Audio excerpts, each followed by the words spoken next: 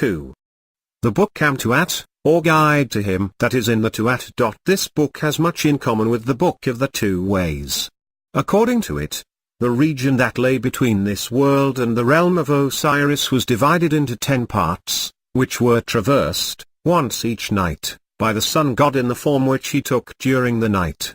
At the western end was a sort of vestibule, through which the god passed from the day sky into the Tuat, and at the eastern end was another vestibule, through which he passed on leaving the Tuat to re-enter the day sky.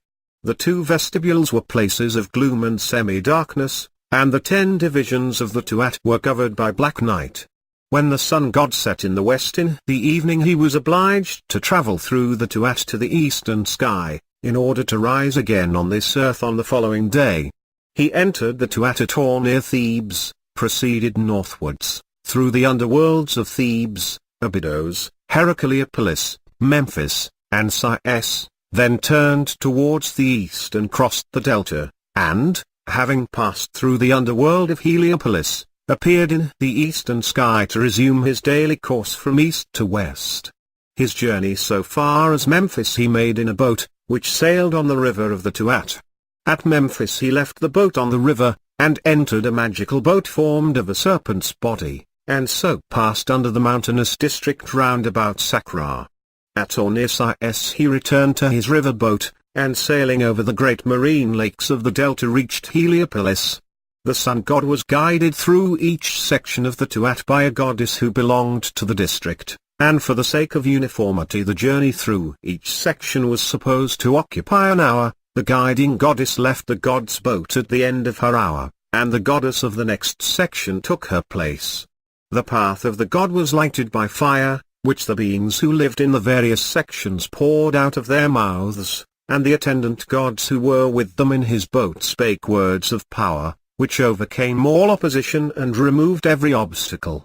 As he passed through each section it was temporarily lighted up by the fire already mentioned, and he uttered words of power, the effect of which was to supply the inhabitants of the section with air, food, and drink, sufficient to last until the next night, when he would renew the supply. Many parts of the Tuat were filled with hideous monsters in human and animal forms, and with evil spirits of every kind, but they were all rendered powerless by the spells uttered by the gods who were in attendance on the sun god in his boat.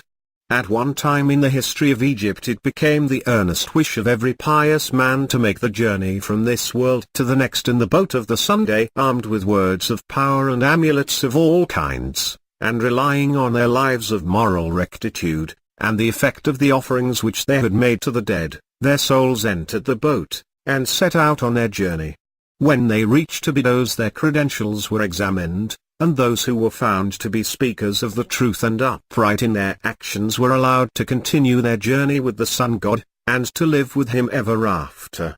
Some souls preferred to remain at Abydos and to live with Osiris, and those who were found righteous in the judgment were allowed to do so, and were granted estates in perpetuity in the kingdom of this god.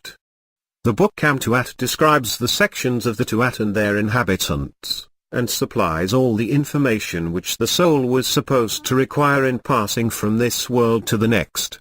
Many copies of certain sections of it are known, and some of these are in the British Museum. The most complete copy of it is in the tomb of Seti I at Thebes.